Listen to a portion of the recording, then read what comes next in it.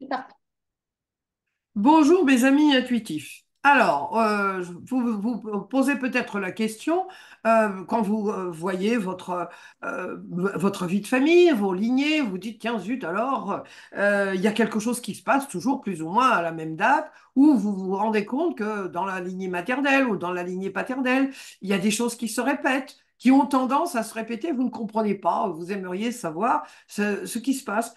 Bien moi, je vais vous dire, je vais vous présenter aujourd'hui un livre absolument sensationnel et son auteur qui s'appelle L'alchimie de l'arbre, de la psychogénéalogie au transgénérationnel de Noël Lamy, qui est avec moi, toujours grâce aux merveilles de la technique. Et c'est un livre qui j'espère, va avoir un immense succès parce que c'est vraiment extraordinaire.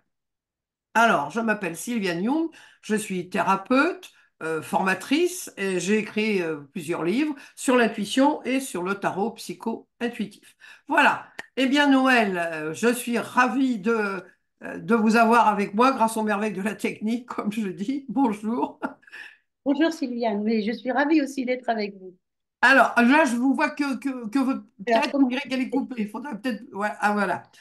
Alors, donc, je représente votre livre, L'alchimie de l'arbre. C'est un livre absolument. Alors là, c'est pour moi, c'est la Bible, hein. C'est la Bible. Vous abordez tellement, tellement de choses qui se font en psychogénéalogie, en transgénérationnel, que je vous dis, c'est une petite merveille. Alors, avant toute chose, est-ce que vous pourriez nous dire qu'est-ce que c'est que le transgénérationnel? Qu'est-ce que c'est que la psychogénéalogie pour les personnes qui ne connaissent pas? on va commencer par la psychogénéalogie. Qu'est-ce que c'est que la psychogénéalogie? C'est d'abord et avant tout de la généalogie, c'est-à-dire que ce qui nous intéresse pour travailler correctement et dans des conditions de certitude le plus possible, c'est les états civils. Donc, un acte, et on travaille à partir de ça. Et la psychogénéalogie, c'est quand on a monté son arbre généalogique, lui donner du sens. C'est-à-dire qu'on va se rendre compte que, tiens, je suis née à la date où l'arrière-grand-père est décédé. Ça a du sens. On va se rendre compte que, tiens, je me suis mariée à l'âge où ma mère s'est mariée. Tiens, j'ai mis mes enfants au monde à l'âge où ma grand-mère a mis ses enfants au monde.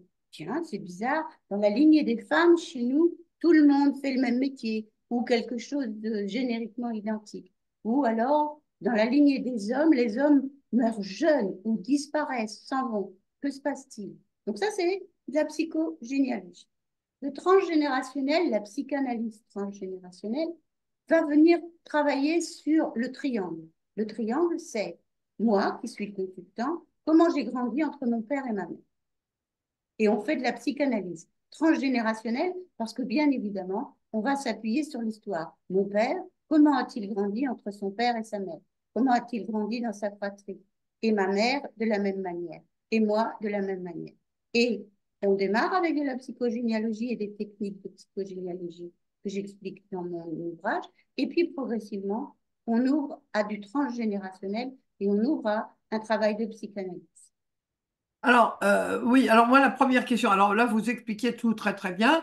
Alors, évidemment, vous parlez de Anne Ancelin, hein, je crois que c'est vraiment la personne qui a le plus fait, enfin, qui a découvert, entre guillemets, et qui en a parlé à mes aïeux. C'est vraiment le livre fondateur, hein, si j'ose dire. Je crois que tous les gens qui s'intéressent à la psychogénéalogie ont lu ce livre. Mais vous parlez de tous ceux qui ont bâti avec leurs petites pierres ou grandes pierres ont donné des aperçus, ont donné comment dire, des percées, on va dire, pour comprendre mieux justement ce qui se passe à partir de ce fameux triangle. Mais il y a moi quelque chose qui me titille. C'est que mon cas personnel et qui arrive souvent dans les clients quand je faisais de la thérapie, c'est que moi je ne connais pas du tout je ne peux absolument pas remonter euh, la lignée paternelle du côté de mon grand-père. Je sais qu'il est né à Cologne, donc il a pris la nationalité française en 1910, c'est pas d'hier, et rien, rien avant. Alors, comment peut-on remonter papa, maman, comment eux, papa et maman, ce fameux triangle, remonter l'arbre si on ne sait pas, on ne connaît pas ça, les gens qui sont adoptés aussi. Vous voyez Oui. les gens qui sont ou on ne sait pas, j'en sais rien, mais en fait tous ces gens qui ne savent pas comme moi, on ne sait rien. Comment on peut alors travailler à partir de ça? Alors, déjà, on va remonter à partir de vos parents. On ira chercher leur acte de naissance et on aura l'identité de leurs parents. C'est quasiment obligatoire, ça. Sauf si on a un père absent ou une mère qui abandonne l'enfant. Mais vous avez aussi un arbre paternel qui, lui, est tronqué à la branche du grand-père, mais vous avez un arbre maternel. Je ne dis pas que l'acte de votre arrière-grand-père, l'acte de naissance de votre arrière-grand-père côté maternel va ressembler à celui de votre arrière-grand-père côté paternel. Mais ce que je sais de pratique, c'est que l'énergie qu'il y a dans un arbre, elle est miroir de celle qu'il y a de l'autre côté. Donc, si nous ne savons pas tout côté paternel, ce que nous allons apprendre côté maternel va nous donner des pistes de compréhension pour que nous puissions déjà mettre en place des hypothèses que nous viendrons vérifier et que vous vérifierez par votre ressenti à l'intérieur de vous. Et puis, il y a une autre technique. Je ne sais pas si vous voulez que nous en parlions maintenant, mais la technique, c'est celle de la psychophanie qui Oui, vient voilà. écouter la mémoire des cellules. Et nous apprenons des choses étonnantes avec la psychophanie qui, qui reste un travail de... C'est pas que de l'intuition, c'est aussi une écoute de la mémoire cellulaire, une écoute de l'inconscient du consultant qui vient utiliser l'inconscient du thérapeute pour, comme une bibliothèque, par exemple. Et je prends un vocabulaire, une façon de parler, et en même temps, je vais annoncer des choses qui se sont passées dans mon histoire. Alors, Dans l'histoire, l'histoire, pardon, je vous interromps. Donc l'histoire du thérapeute. non, non, non, dans Ah l'histoire du non, thérapeute, le thérapeute, il n'a d'intérêt que s'il est un bon canal. d'accord. Le thérapeute, il n'a d'intérêt que s'il est un bon écoutant, Oui. s'il connaît bien sa technique, s'il connaît bien sa pratique, mais s'il est capable d'écouter de manière profonde et s'il accepte d'être utilisé pour que les mots se disent, les phrases se disent et le passé se dise. Il n'y a que ça qui est intéressant. Mais ce qui nous intéresse, c'est le consultant. Et le consultant, c'est toujours lui qui prend la place. Alors comment ça se passe justement, puisque là on est dans la psychophanie, on en parle, mais quand on sait rien, rien du tout, on peut pas remonter, on connaît même pas le père et la mère. C'est ça, c'est ça. Alors ça, c'est le cas des adoptés, par exemple, ou Oui, des enfants voilà. qui sont allés qui ont été abandonnés. Alors, quand on ne sait rien du tout, il se passe quelque chose d'intéressant, qui est que bien souvent, la famille d'accueil, la famille adoptante, est énergétiquement en lien avec la famille biologique et abandonnée. Et puis, ils ont des points communs. Un enfant abandonné, un enfant fait le deuil des parents, du parent idéal, qui est papa-maman qui l'ont mis au monde, de la même manière que des parents adoptants font le deuil de l'enfant idéal, qui serait celui que nous avons mis au monde. Déjà, ils ont un point commun. Ensuite, dans l'histoire de la famille, l'enfant prend une place. À quelle place est-il? Est-ce qu'il est le premier? Est-ce qu'il arrive après une fausse couche? Est-ce qu'il arrive après une interruption de grossesse? Donc, je vais faire exactement le même travail de lecture de la lignée fratrielle que je peux faire sur n'importe quelle famille, entre guillemets, construite, Oui, normale. Mais l'enfant adoptant, il faut adopter, il faut entendre quelque chose d'important qui est que son épigénétique va se construire au fur et à mesure du temps qui va passer dans la famille d'accueil. Tandis que l'enfant qui naît dans une famille a un épigénétique qui est biologique, entre oui. guillemets. Avec l'épigénétique, aujourd'hui, on dit c'est la mémoire de nos gènes. Mhm. Donc, si mes gènes ne sont pas ceux de mes parents, ma mémoire, elle va flotter pendant quelque temps. Donc, le travail consiste aussi à retrouver son dossier le plus vite possible, à retourner sur la terre qui nous a vu naître, où qu'elle soit. Et à partir de ce voyage de mémoire, retourner dans des endroits où on sait que de toute façon, nos ancêtres sont allés. Alors, si on est en France ou dans n'importe quel autre pays, il y a des églises, il y a des mairies. On sait que nos ancêtres sont allés dans une église. On sait que nos ancêtres sont venus nous déclarer dans une mairie. Donc, il y a un chemin de mémoire à faire. Ça s'accompagne avec un thérapeute aussi, pas parce qu'il prend un billet d'avion pour vous emmener au Vietnam, mais parce qu'il prépare le voyage et qu'on ouvre quelque part la capacité à se souvenir et à la capacité à remettre en route un système de mémoire et un système d'accueil de ce qui se passe. Moi, j'encourage toujours vivement à aller sur le lieu de notre naissance, à aller sur la terre de nos ancêtres, surtout. Bon, vous avez un grand-père qui est né à Cologne, eh bien, moi, je vous invite vraiment à aller à Cologne, à savoir ce qui se passe à Cologne à la fin du 19e siècle, puisqu'il se fait naturaliser en 1910. C'est déjà qu'il est en France. Comment est-il arrivé en France? Nous avons des sites qui retranscrivent toutes les entrées migratoires. Donc, on retrouve beaucoup plus de choses qu'on ne pense dès lors qu'on commence à se mettre en route vers la mémoire que nous portons à l'intérieur. Mais c'est très long, c'est très long. Je sais pas, pas vraiment. Non, Des fois en 2 ans, c'est pas long 2 ans. non. Des fois en 2 ans, on trouve des solutions, on trouve des réponses, on a des choses qui nous arrivent de manière étonnante. Je vais vous raconter une histoire personnelle. Moi, je suis née au Maroc parce que j'ai un père militaire de carrière. Donc, je suis née au Maroc. Et puis, ma grand-mère est le fruit d'un couple qui a quitté la région benoîse, la Bourgogne, pour venir s'installer en Algérie à la fin du 19e siècle.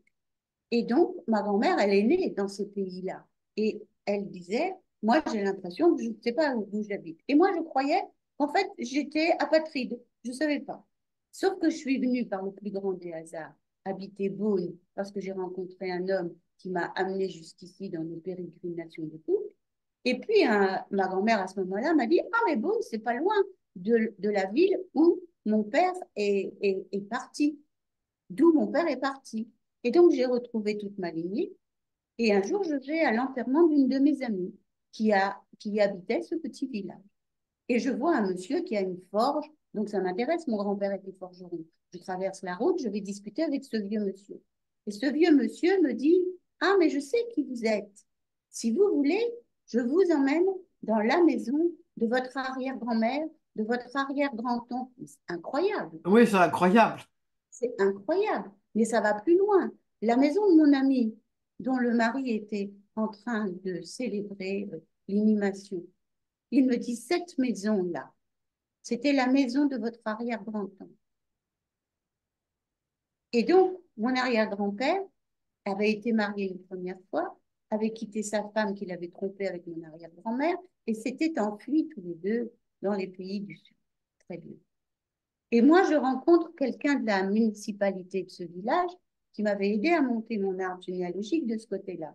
Et je lui dis, moi, personnellement, au stade où j'en suis dans ma démarche transgénérationnelle, cette femme qu'il a abandonnée, mon arrière-grand-père, il est parti, il l'a laissée. Alors, en 1891, elle vient au tribunal avec ses petits talons tapant sur le trottoir pour demander le divorce quand même, hein, qu'elle a obtenu. Hein. Il faut quand même le faire. Hein. Ah oui, oui, comme vous dites, Quand oui. même du costaud. Hein. Et je dis, mais cette femme-là, au nom de mon arrière-grand-père, je voudrais demander pardon à ses descendants. Et la dame à qui je dis ça, elle me dit, mais attendez, bougez pas, je vais vous le chercher. Et elle va chercher son mari. Et son mari était un descendant du frère de cette femme qui avait eu des enfants.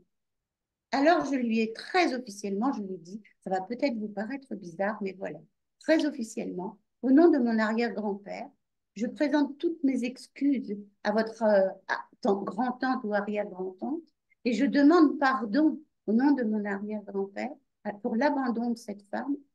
Et cet homme m'a dit, qui était un homme simple, hein, qui s'occupait du cimetière, il m'a dit, mais je comprends ce que vous faites et je l'accepte et je le prends. Quel moment incroyable, vous vous Ah oui, rendez? oui, c'est incroyable, votre histoire. Ah oui, moi je suis déjà allée à Cologne, hein, mais les Jung à Cologne, Oui, là, on tape dans un arbre, il en tombe 2000, hein, c'est un nom très très très courant. Alors, pour revenir sur les gens qui ne savent pas, les gens qui sont malheureusement, qui sont abandonnés dès la naissance, je connais plusieurs cas comme ça, qui sont abandonnés bébés et qui ne sont jamais adoptés, donc qui vivent dans une institution. Alors, qu'est-ce qui se passe pour toi? Parce que ça, on m'a déjà posé cette question-là. Mais comment je fais, moi, puisque j'ai grandi dans ce qu'on appelait avant l'assistance publique? c'est ça. Mais moi, je vais aller travailler sur l'institution, sur le lieu dans lequel il a grandi. Je vais aller travailler sur ce qu'il aime. Je vais aller travailler sur le manifesté de son histoire. C'est-à-dire, qu'est-ce qu'il a fait comme études, pourquoi, comment il réussit dans ses études, pourquoi pas. Je vais aller travailler sur le manifesté. Et puis, qui il aime, qui il n'aime pas, qui il épouse, comment il a des enfants. On va travailler là-dessus. L'histoire de l'institution, le jour où on l'a trouvé, le nom qu'il porte, qui lui a donné, le dossier qu'il a. On va aller travailler sur ce qu'on a. Finalement, c'est la famille d'adoption, entre guillemets, c'est l'institution. C'est l'institution. C'est Ça va être une l'institution. nation aussi. Donc, le jour où il a été trouvé, est-ce que c'est le jour où il est né? Qu'est-ce qu'il avait dans son berceau? Est-ce qu'il avait quelque chose? Est-ce qu'il n'avait rien? Et puis, quelle famille va-t-il créer? Comment? Y a-t-il des dysfonctionnements? Lesquels? Comment on peut les décoder? Quelles maladies? Les maladies, c'est génial. Les maladies viennent nous parler symboliquement de tout ce que mon corps a emmagasiné comme données et de ce qu'il vient me dire symboliquement qui ne va pas. Par exemple, le foie, c'est la colère. Oui. La colère qui lèse le foie. C'est la peur qui lèse le rein. C'est la tristesse qui lèse le poumon. Donc, j'ai déjà trois émotions qui viennent me dire, si je fais des problèmes de peau, c'est parce que j'ai souffert d'une séparation. Donc, vous voyez, trois émotions qui viennent me dire, il y a quelque chose sur le plan symbolique que nous pouvons aller travailler. Donc, forcément, je ne vais pas remonter jusqu'au XVIe siècle, comme certains qui sont très contents d'avoir des arbres qui prennent tous nos pans de mur, mais on va pouvoir déjà travailler à partir de ce qui existe et élaborer quelque chose qui va mettre en place une paix, déjà une paix, et puis qui va travailler pour la descendance.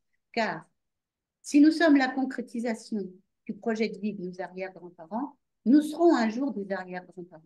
C'est ça, oui, c'est justement ça. Comment arriver ça on en reparlera dans quelques instants si vous le voulez bien, mais ça serait comment arrêter tout ce qui suinte, tout ce qui transpire, tout ce qu'on trimballe, tout ce qu'on a qui n'est pas à nous et qui est de nos arrière-grands-parents. Mais avant ça, j'aurais voulu vous demander, Noël, votre formation, vous avez commencé, vous êtes kinésie. Et puis Oui, petit à petit, vous vous êtes dirigé. Qu'est-ce qui vous a incité, qu'est-ce qui vous a plu, qu'est-ce qui vous a passionné dans la généalogie transgénérationnelle, pourquoi vous vous êtes finalement dirigé vers ça? Et on sent bien en vous entendant parler que vous êtes passionné par ce que vous faites. Et puis, vous avez un sacré bagage dans la symbolique, les maladies, etc., etc. Qu'est-ce qui a fait que, hop, vous avez bifurqué? très vite, parce que à la sortie du diplôme d'État, les premières lombalgies qui sont arrivées, j'avais pas des réponses et pourtant j'avais été en tête de ma promo, donc j'étais un bon élément, donc je pouvais faire confiance à ce que je savais, mais non. Donc je suis partie chez Mézières, imaginez ça, Mézières, un mois paumée dans la campagne, à boire du pousse-pierre et à manger du foie gras, d'accord, mais à travailler sur le monde se transforme de manière radicale. La façon de voir le monde avec la méthode Mézières a été une façon de voir le monde complètement différente. Retourner comme un vent, mais comme nombreux de mes partenaires de travail. Et puis, à partir de là, j'ai travaillé sur l'énergétique chinoise. Et l'énergétique chinoise, elle amène cette notion d'être entre le ciel et la terre, elle amène cette notion d'émotionnel et elle amène bien cette notion que le corps porte l'émotionnel et que les points d'acupuncture sont en fait juste des voies d'abord de quelque chose de beaucoup plus profond. Donc j'ai continué ostéopathie crânienne et là je touche à l'intuition, j'aborde mes patients de manière complètement différente, puis je travaille sur les fascias et là je me dis mais il y a vraiment autre chose. J'hésite à faire une licence de psycho, mais j'ai des enfants, ils sont quatre, on grandit, la vie grandit. Et finalement, quand ma mère va tomber malade et va faire une leucémie, qui est un problème du sang, ça va beaucoup m'interpeller sur mon histoire familiale et je vais faire une formation. La première formation, je vais la faire à Lyon avec une association qui s'appelle l'Association internationale de psychogénéalogie, qui est une coque vide qui n'existe plus aujourd'hui. Ne cherchez rien là-dedans, vous allez perdre votre temps. Et puis, à partir de là, je commence à pratiquer, je réinstalle, je commence à former carrément du monde parce que j'installe dans cette formation tout ce que je sais, tout ce que je sais déjà, tout ce que mon métier de thérapeute et de thérapeute manuel m'a appris, tout ce que mon métier d'énergéticien m'a appris. Et puis, je fais une autre formation, je travaille avec Sens et Symbole souliers. Et là, j'entre dans mon domaine de prédilection qui est la symbolisation. Et je lui donne du sens et surtout, ça structure tout ce que je sais. D'un seul coup, le premier séminaire que je vais faire avec Olivier Soulier, qui nous a quittés voilà bientôt un an, le premier séminaire que je vais faire avec lui, je suis en harmonie avec tout ce que j'ai appris, tout depuis 1971 quand j'ai commencé mes études de kiné. Et donc, je me dis, ben voilà, j'ai trouvé mon lien et j'ai trouvé mon lien et à partir de là, je peux continuer. Et j'ai fait une formation totale avec lui, j'ai travaillé presque 10 ans. Et puis, j'ai travaillé au Jardin d'Idées aussi. Je suis allée voir Bruno Clavier pour intégrer la notion des fantômes, pour intégrer la notion de psychophanie. C'est là que Hum. j'ai fait ma formation et que j'ai compris qu'on pouvait avoir une réelle communication intuitive et formelle, formalisée parce que l'intuition, ben, on peut toujours se dire, est-ce que j'ai raison, est-ce que j'ai tort? Mais là, c'est d'une telle simplicité, c'est désarmant de simplicité, disait ma formatrice, qui s'appelle Victoria Peller-Reimer, c'est qui a écrit un très bel ouvrage sur l'intuition d'ailleurs, puisque vous êtes intuitive aussi, vous travaillez dans le domaine. Et c'est d'une simplicité désarmante. Et la psychophanie est arrivée comme ça, en plus de tout le travail dans le transgénérationnel. Et j'ai tout de suite commencé à mettre des formations en place, des consultations individuelles, des groupes de travail autour de l'ancêtre guide, par exemple. Et puis, le Covid m'a appris qu'on pouvait travailler en visio, ce que je n'aurais pas accepté. Alors, je travaille avec des gens qui sont en Guadeloupe, au Brésil, qui sont en Haïti, qui sont à l'autre bout de la France, en Belgique, au Congo. Voilà. Oui, le Covid n'a pas eu que des côtés négatifs, il y en a eu pas mal, mais il a eu ce côté justement beaucoup de personnes qui pensaient que la visio dont je fais partie, bon, c'est pas terrible, bah finalement, si, ça justement, ça a quand même des avantages. Ah Alors, oui. pour revenir à votre livre que je représente, hein, L'alchimie de l'arbre. Alors, je vais pas donner, c'est les éditions Quintessence, Ressources et Santé. C'est un livre, alors vraiment très généreux, hein. Moi, j'aime bien les gens généreux, hein. Pour moi, la générosité est une des principales qualités de l'être humain, de l'humain.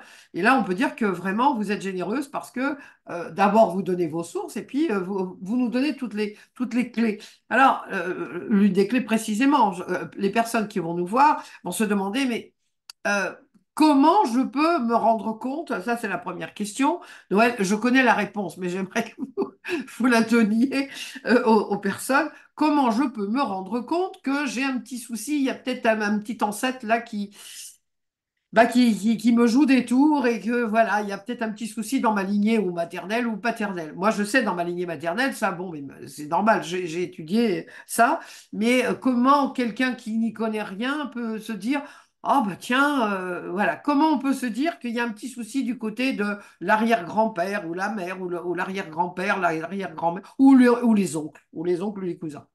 Alors, au départ, c'est pas si précis que ça. Au départ, il y a un malaise. J'ai le sentiment de ne pas être à ma place. Je rate tous les trucs que je commence. J'ai un mec, deux mecs, trois mecs, une nana, deux nanas, trois nanas. J'achète une maison, deux, trois, je change de boulot. Je fais un truc, je change de boulot tous les 3 ans. Enfin, il se passe des choses, des choses qui se répètent et on voit le cycle qui se répète. Surtout quand il est court. 3 ans, on finit par s'en rendre compte. Quand c'est des cycles de 30 ans, ça demande beaucoup plus Oui, d'acuité pour les voir, les cycles de 30 ans. Puis malheureusement, le temps passe en même temps. Et puis, il y a aussi un ressenti intérieur. J'ai des consultants qui arrivent pour la première fois et qui me disent un truc que je n'avais pas hein, il y a 15 ans ou il y a 16 ans ou 17 ans, qui me disent mais je sens bien que ça ne m'appartient pas. Ce qui prouve qu'il y a de la culture, ce qui prouve qu'il y a de la lecture, et puis ça se diffuse en fait, le transgénérationnel. Mais je sens bien que ce que je ressens là ne m'appartient pas. Et pourtant, si je le porte, c'est que ça me parle. Si ça me parle à moi, c'est que ça parle de moi. Alors au départ, il faut être un peu égocentré. Puis après, on va aller voir, on va monter et on va voir quel rôle on a à jouer dans cet arbre et dans cette histoire familiale. Parce que dans une fratrie, nous, on est une fratrie de 7. Moi, je suis en plein milieu, là. Pourquoi c'est moi? Les autres, au début, ils m'ont regardé avec des yeux comme ça. Ils ne comprenaient pas ce que j'étais en train de faire. Mais qu'est-ce que tu vas chercher? Tu as un diplôme, tu travailles, qu'est-ce que tu vas chercher encore et encore et encore? Je me suis formée quasiment toute ma vie. Et là, j'ai encore un petit truc qui me dit, oh, j'aimerais bien aller apprendre à faire ça, ce serait bien. Oui, bon, voilà. Euh, donc, au départ, c'est ça. C'est beaucoup un problème de classe, c'est beaucoup des traumatismes d'enfance. Alors, on a, avec le travail qu'a fait Bruno Clavier et les ouvrages qu'il a écrits, on sait maintenant qu'il y a des traumatismes d'enfance qu'on a du mal à dépasser et que le transgénérationnel, justement, vient nous aider parce qu'il vient nous replacer dans la triade papa, maman, enfant. Et qu'on a besoin d'être placé dans cette triade-là. C'est ce que j'appelle l'empreinte de naissance que Brévion a beaucoup développé et à partir de laquelle j'ai vraiment développé qu'est-ce qui se passe au tout début de notre incarnation, qu'est-ce qui se passe, comment ça se passe, comment je peux manifester la joie, comment je la perds, où est-ce que je vais aller travailler pour la retrouver. Donc, même si j'ai pas, c'est une partie de la réponse pour les gens qui sont adoptés, par exemple, et qui n'ont pas de mémoire ou d'épigénétique familiale. Si j'ai une date, à partir de cette date, je sais tout ce qui peut se passer, rien qu'à partir de cette date, et je sais tout ce qui peut se passer dans ma propre vie, dans mon propre désir de m'incarner et de venir dans cette famille et de vivre ces traumatismes-là, parce que nos souffrances, ça c'est très important, je vous le répète, les yeux dans les yeux, nos souffrances deviennent nos compétences. Et si vous êtes très compétent, c'est que vous en avez pris un peu plein, vous avez une grosse valise bien remplie. Et que ça me rappelle une anecdote que nous avait racontée Bruno Clavier pendant une formation où il parle de quelqu'un et il dit à Didier Dumas, il ferait peut-être un bon thérapeute. Et Didier Dumas lui a répondu, non, parce qu'il n'a pas assez souffert. Ça D'accord. veut pas dire qu'on magnifie la souffrance, ça veut dire que c'est vrai que notre souffrance, elle nous rend compétents. Elle nous permet de comprendre à fond ce qui s'est passé. Ben, finalement, c'est ça la résilience. Les C'est gens ça. résilients, voilà, ils utilisent leurs compétences de souffrance, on pourrait dire ça, hein, plutôt que de dire oh là là, plutôt que de partir dans la victime et la victimite, on avance grâce à ça. Donc là, j'ai bien compris, donc les personnes, il y a un mal-être. On vous dit que bon, voilà, les gens sentent qu'ils ont quelque chose dans leur baluchon qui ne leur appartient pas. Et donc, comment on peut... alors, évidemment, c'est un long travail, hein. Vous expliquez, il y a beaucoup, beaucoup de techniques. Vous voyez, il est griffouillé là, partout. Mais vraiment, alors, j'aimerais, parce qu'on ne peut pas, malheureusement, c'est fascinant, mais on ne peut pas rester trop longtemps. Alors, comment on peut finalement arrêter? Vous l'avez dit, vous avez demandé pardon pour votre arrière-grand-père qui avait abandonné sa première femme, hein, si j'ose dire, qui s'était enfui avec votre grand-mère. Donc, il y a le pardon, bien sûr, ce qui est ça, sans aucune connotation, comment dire, religieuse, mais le pardon, c'est très important. Mais alors, vous parlez de l'ancêtre, du guide de l'ancêtre. Alors, ça, j'ai adoré. Alors, voilà, expliquez-nous Alors, d'abord, l'ancêtre, trouver l'ancêtre. Ça j'ai trouvé ça fascinant. J'ai tout trouvé fascinant. Mais voilà, ça m'a vraiment beaucoup plu. le travail de l'ancêtre guide, je suis d'accord avec vous, hein, vraiment, Sylviane. C'est un travail absolument fascinant. Et c'est un travail que je fais quand on commence à connaître son arbre à peu près. Donc, en fin de formation, quand on a un peu nettoyé sa psyché, quand on a lâché, on pleure des fois beaucoup, hein. Oui. Mon deuxième adjoint, mon deuxième assistant, c'est une boîte de mouchoirs. Mais bon, les eaux d'en haut nous mettent au monde de la même manière que les eaux d'en bas nous font vivre dans notre biologie. L'ancêtre guide, ce n'est pas un de nos ancêtres. Ce n'est pas votre arrière-grand-père, votre arrière-grand-mère, ce n'est pas ça. C'est un composite, c'est un outil mental qui va être créé à partir de l'histoire paternelle, à partir de l'histoire maternelle, et nous allons travailler avec et grâce à notre inconscient. C'est pour ça que c'est alchimique. C'est là que l'arbre nous renvoie quelque chose d'extraordinaire qui va nous transformer pour créer à l'intérieur de nous un outil mental qui va venir nous aider à appuyer sur notre intuition, renforçant notre intuition, qui va venir nous aider chaque fois que nous sommes dans un espace de difficulté. Et ça se travaille par un courrier que l'on imagine que deux de nos ancêtres nous envoient, racontant leur histoire. Et là, on fait déjà un petit peu de psychophonie personnelle ou d'autopsychophanie, parce que je leur dis, laissez filer, écoutez ce qu'il y a à l'intérieur de vous, laissez faire, tranquille, ça va se faire et vous allez voir ce qui va se passer en toute simplicité. Ne laissez pas le mental prendre la place. À partir de ces lettres, nous dessinons un mandala psychique sur 3 cercles concentriques qui vont aller, comme le travail d'introspection, de la périphérie vers le centre. Et je reprends à la fin l'histoire en 15 secondes de cette famille, comment elle s'est faite, d'où elle vient, de quoi elle a souffert, comment elle a transformé et jusqu'où elle voudrait maintenant entrer dans la plénitude. Et à partir de ça, on écrit des textes. Encore aussi, de manière assez libre, en association d'idées, viennent des mots qu'on ajoute les uns aux autres. Et là, je m'appuie vraiment sur un, un homme qui m'a sauvé la vie, qui s'appelle Carl Gustav Jung, que vous connaissez sans doute très très Oui, bien, oui, bien. et donc qui lui a décrit la psyché humaine sur ces 4 fonctions, et je m'appuie là. Et on travaille grâce à ça, et on va euh, ouvrir à quelque chose de complètement inattendu, totalement inattendu. Je ne prépare jamais rien pour ce travail de l'ancêtre guide. Je me laisse guider par l'inconscient et le travail des gens qui sont avec moi, et sort un titre, un nom. Je vous raconte une histoire. Je vous raconte une amie sort à la fin de l'ancêtre guide. Elle sort. C'est une énergie, hein, vous comprenez bien. Oui, C'est pas la personne, c'est une énergie. Johnny Hallyday. Oh, elle me dit non, pas Johnny. Pourtant, elle a 75 ans, c'est son histoire, hein, c'est bah son oui. enfance, son adolescence. Oh ben non, pas Johnny. Je dis, écoute, on arrive à la fin de l'atelier, tu verras bien, reviens la prochaine fois, on verra bien si ça ne te convient pas. Mais n'empêche que, regarde, travaille dessus, tu regardes. Et elle m'appelle le lendemain, elle m'a dit, je rentre dans la voiture, je mets la clé de contact, j'allume et j'ai toujours ma radio allumée et j'entends que je t'aime, que je t'aime. Non, ça ne s'invente pas non plus, ça.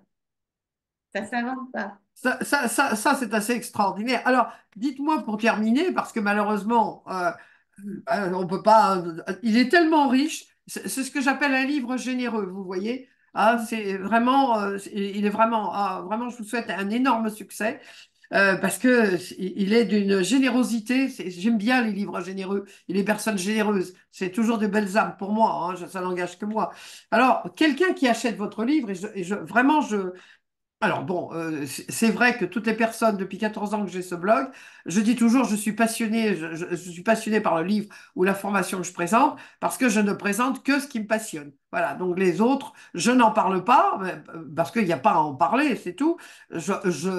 Comment dire, je reconnais le travail de celui ou de celle qui a écrit un livre ou qui a fait une formation. Si je n'aime pas, ça ne me passionne pas, je n'en parle pas, mais je respecte. Mais vous, je suis tout à fait passionné. Alors, on achète le livre, comment on va s'en servir? Ben, on va d'abord le lire et voir au fur et à mesure des chapitres et des techniques que je donne, on va voir si on correspond et s'il y a quelque chose à l'intérieur de soi qui correspond. Et puis après, si on a envie d'être aidé, parce que c'est difficile de travailler tout seul, hein. L'auto-analyse, Freud a tenté et il a raté des choses très importantes, comme par exemple ses propres abus. Il les a vus chez ses frères et sœurs, mais il les a pas vus chez lui. C'est normal. C'est difficile, oui. C'est notre angle mort. Donc, eh bien, il y a des psychogénéalogistes et il y a des psychanalystes transgénérationnels un peu partout. Donc, contactez-moi, n'hésitez pas à me contacter, à m'envoyer des mails, je réponds tout le temps et je ne vais pas prendre ne serait-ce que 15, 20 ou 30 consultations supplémentaires à partir de la rentrée, mais je peux vous orienter. Et puis, il y a autre chose. Euh, je donne une formation en ce moment sur des groupes à Lyon. Les Conversations Papillons filment ces formations qui seront vendues en ligne à partir de l'automne et je retravaillerai avec les gens qui vont suivre ces formations. Donc, c'est ma formation totale avec les PDF, avec les PowerPoint, avec moi qui parle, avec les gens qui me posent des questions, comme si vous étiez dans la salle. Et donc, après, en pratique, je vais guider les groupes en pratique pour qu'ils puissent se suivre. Donc, si ce travail-là vous intéresse, contactez-moi en mail. Mon adresse mail est toute simple. contactez-moi par mail et nous en reparlons à l'automne. Je donnerai évidemment toutes les informations de votre blog, de votre site, de votre mail précisément. C'est vraiment très gentil parce que on a toujours un peu tendance à penser que les personnes bon, qui écrivent des livres bon, bah, n'ont pas de temps, mais beaucoup répondent. Hein, vous répondez, moi aussi je réponds à toutes les questions. Bon, bah, c'est déjà gentil que les gens prennent le temps de nous écrire. Hein. Moi je trouve ça formidable qui nous disent leur intérêt et tout, puis ça nous permet aussi, nous, auteurs, de progresser, ou thérapeutes, de progresser. Alors, écoutez, quel est le mot de la fin, Noël, que vous pourriez nous dire par rapport à la psychogénéalogie et au transgénérationnel? Comment, voilà, qu'est-ce qui pourrait nous guider, qu'est-ce qui pourrait nous enchanter? On a besoin d'être enchanté avec tout ce qui se passe alentour. Qu'est-ce qui pourrait nous enchanter par rapport eh ben, par rapport au transgénérationnel et à la psychogénéalogie? Que je vois, moi, et la réaction la plus fréquente, c'est qu'il y a de la joie qui pousse. Et les petits rameaux qui poussent sur nos branches qu'on met pour nos enfants et nos petits-enfants sont des jolis petits rameaux verts. Et la joie et l'amour poussent. Et quelque chose s'ouvre, hein, vraiment. Je vois le cœur des gens s'ouvrir, je vois leurs yeux illuminés, pétiller. On retrouve de l'enfance, on retrouve de la joie, on retrouve du plaisir, on retrouve du désir. Ça vaut la peine et on sait d'où l'on vient. Et si je sais d'où je viens, je commence à savoir où je vais. Et puis, ça nous aide aussi à bloquer. On ne va pas passer à nos enfants et après petits-enfants, éventuellement, eh ben, le barda, ce qu'on a dans notre sac à dos, comme je dis, dans notre musette. Moi, j'appelle ça une musette. C'est C'est un souvent terme. c'est un sac à dos, hein. Souvent, Ah, c'est plus gros qu'une musette, hein. Souvent, c'est un ouais. sac à dos. Eh Mais bien, oui, écoutez, je représente votre livre, hein, L'alchimie de l'arbre, un livre absolument extraordinaire ah oui, très important à dire, parce que vous pourriez peut-être penser, vous qui êtes, peut-être qui avez envie d'en savoir plus, il est très bien écrit. Moi, je fais très attention à l'écriture. Il est très bien écrit, mais il est à la portée de tous. Vraiment, ça n'est pas compliqué. Vous comprenez facilement. N'importe qui peut le lire et trouver vraiment. Chacun peut trouver, comme vous dites, des pépites. Il y a plein de pépites dans ce livre. Et c'est important de souligner que ça n'est pas compliqué. Vous pouvez le lire. Tout le monde peut le lire et il est vraiment, vous l'avez mis à la portée de tous. Il n'y a pas de charabia psychanalytique non, non, il n'est pas compliqué du tout. Il est très simple à lire et je vous dis, mais très enrichissant. Est-ce que ça vous convient, ce que je viens de dire? mais je ne peux que vous remercier grandement. C'est vraiment très généreux aussi de votre part. Je vous remercie. Ben, non, je suis passionnée, vous savez, donc forcément. Eh bien, écoutez, je vous remercie infiniment, Noël. Bravo encore pour ce livre et longue vie à ce livre. Et peut-être qu'il y aura des petits. Là aussi, peut-être qu'il y aura un petit après. À Merci. très bientôt. À bientôt. Merci. Au revoir à tous. Au revoir.